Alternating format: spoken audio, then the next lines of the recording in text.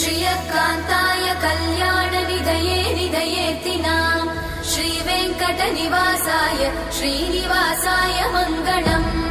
लक्ष्मी सविभ्रमालोकसुभ्रूविभ्रमचक्षुषे चक्षुषे सर्वलोकानां वेङ्कटेशाय मङ्गलम् श्रीवेङ्कटाद्रिशृङ्गाग्रमङ्गलाभरणाङ्ग्रये मङ्गलानां निवासाय श्रीनिवासाय मङ्गलम् सर्वावयव सौन्दर्य सम्पदा सर्वचेतसां सदा सम्मोहनायास्तु वेङ्कटेशाय मङ्गलम् नित्याय निरवध्याय सत्यानन्दचिदात्मने सर्वान्तरात्मने श्रीमद् वेङ्कटेशाय मङ्गलम्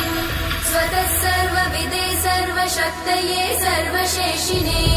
सुलभाय सुशीलाय वेङ्कटेशाय मङ्गलम्।